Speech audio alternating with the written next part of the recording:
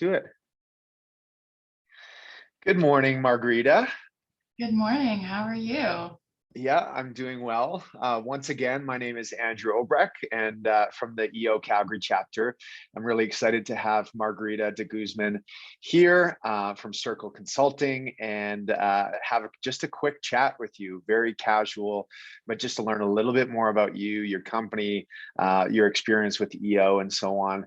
But first of all, why don't we just kind of do a little bit of an intro? Tell me about you and about Circle Consulting.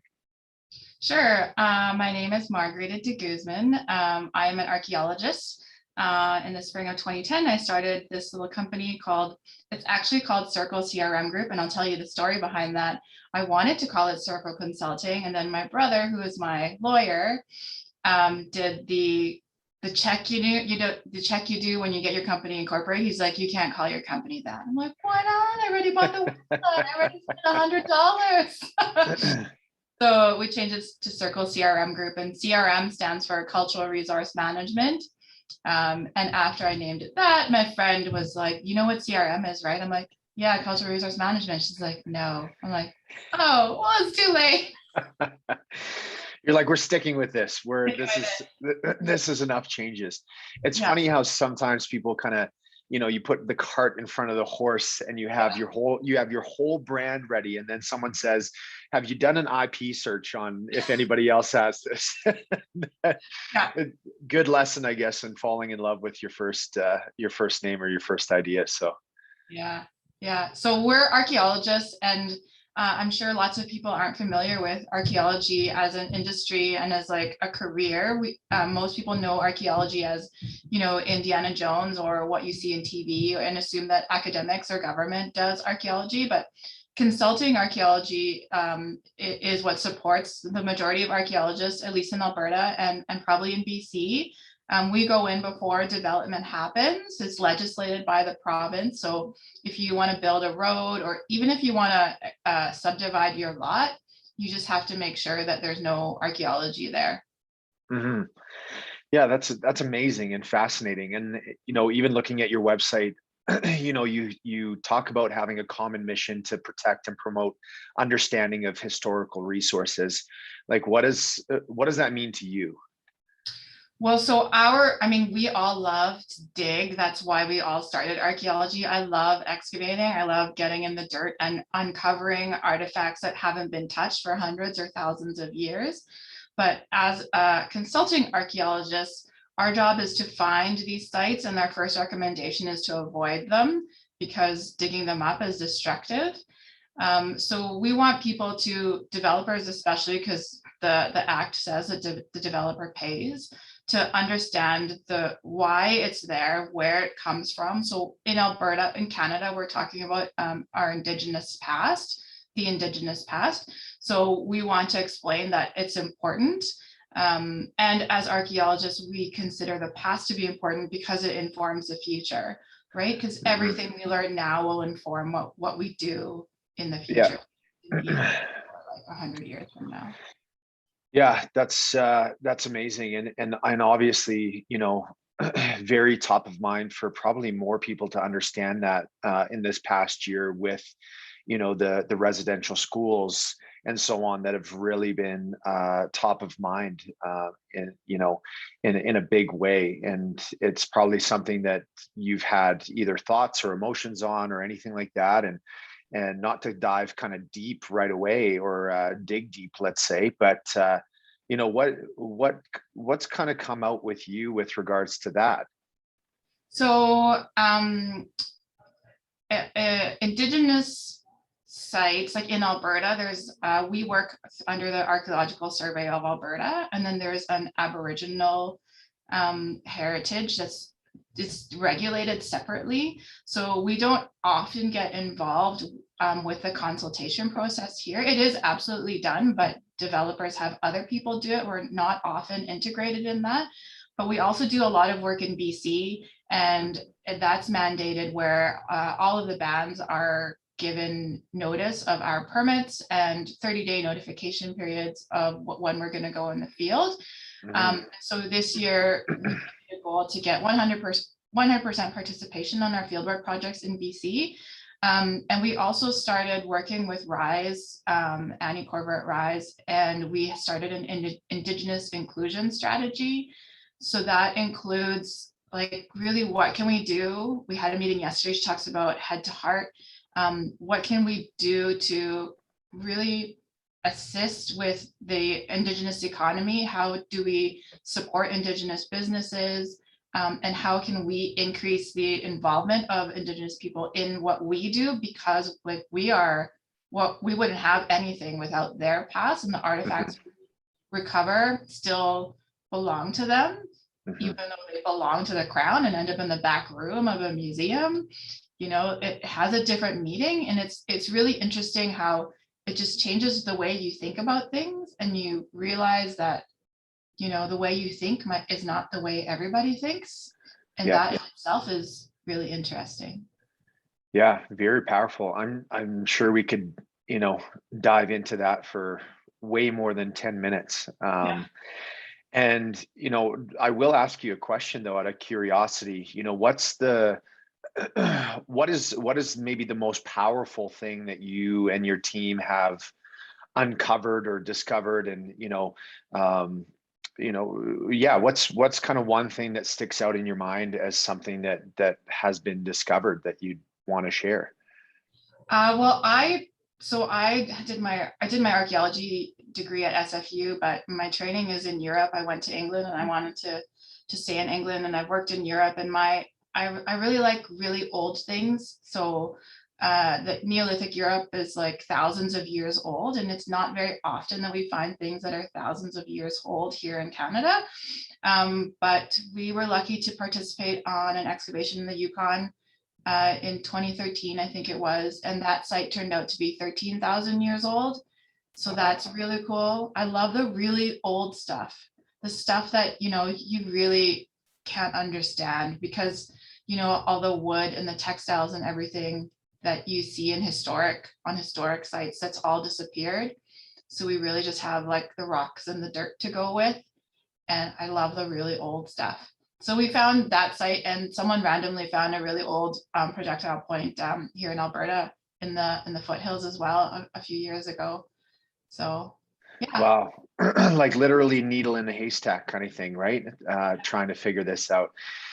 That's amazing. Love that. And so why did you kind of digging a little bit deeper? Why do you do what you do? Like what makes you passionate about what you do and growing your team and growing your company? Tell me a little bit more about that. Well, I really love archaeology. I still just love uncovering artifacts. You're like the kid in the sandbox, and you find some cool stuff. But as a business owner and growing this business, ever since I started working in archaeology, I've seen people leave the industry. Like every week, someone was quitting when I worked in England, and I've seen lots of people leave the industry here in Canada. It's a tough career. It's definitely a lifestyle because we're away from home a lot. It's physically demanding, it's mentally demanding. So I'm trying to create a sustainable workplace, and like a really great place to work. I don't want to say that's rare. The last place I worked, I loved working there. But I wanted to create my own potential and create my own environment, and really create a place where archaeologists feel they can have a career. A lot of archaeologists only work during the season, and in the winter months, you know, people will tell you all the odd jobs they've had, like painting, surveying, or they go on EI because there's nothing else to do.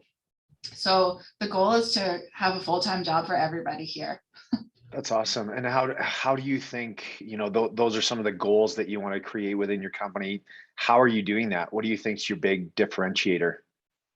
We invest heavily in our people. I think we care. One of our core values is that we care. So I really care about our staff, and I hope they care about each other.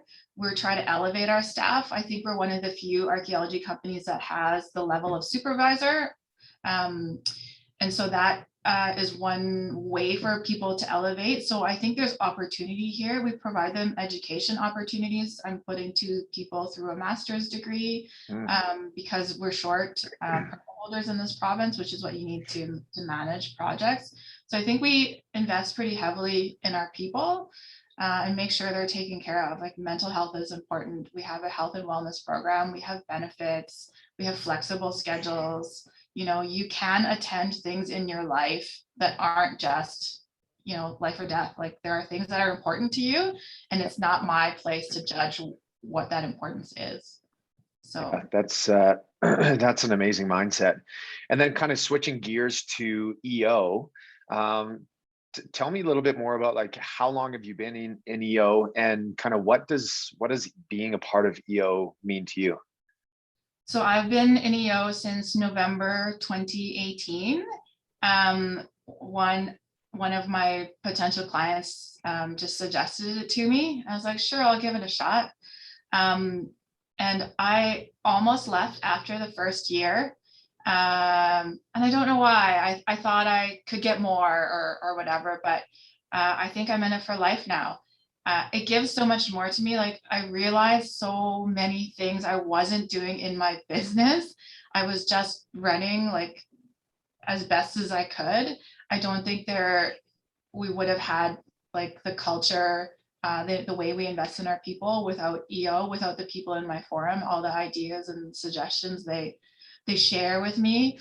And I don't think I can grow without that either. I realize the perspective all these different business owners has such value to me. There's just no way I could do this by myself. And I don't have a group of people in my friend network that just has that experience.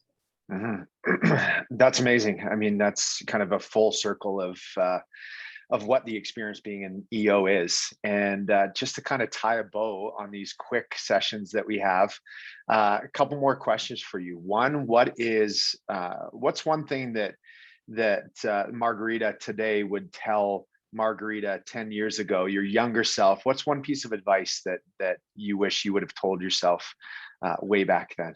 I can only pick one. Yeah, you can pick a couple if you have it. One, I would like understand your books because that's one thing I'm really learning right now. Mm-hmm. You know, when I started Circle, I always knew that people were the most important thing, but I didn't really take that into action. You know, I didn't invest in the people until I started to lose people. And I think that still is really important. I met with my YPO mentor yesterday, and she said, you know, you have to establish that foundation. And I never established that foundation. I just kind of kept going. I did archaeologist as I needed capacity. And now I'm really understanding that you have to put your thoughts into action and stick by that. Yeah, that's amazing.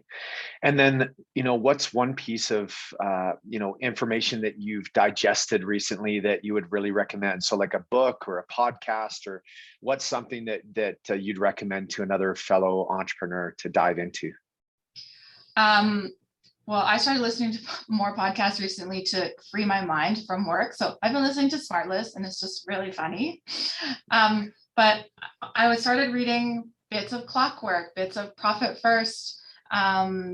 And I read something that has stuck out to me, and I've reiterated it to a few people really, and it doesn't even apply to business. It said, if you don't have time to exercise, then you better make time to be sick. And that for me is a big piece on self-care, because I'm just always working. You know, we're always working, and the self-care piece has to be in there because that feeds our brains as well, and will feed back into our business. So I love that. Yeah. Okay, amazing. Well, I'd be remiss if we didn't finish this off by also mentioning one of our sponsors, BDC. So thanks to BDC for all the support that they provide EO and EO Calgary. Margarita, it was so nice to talk to you. We'll stick on for an extra second afterwards, but it was so great to learn a little bit more about you and Circle CRM. Thank you so much.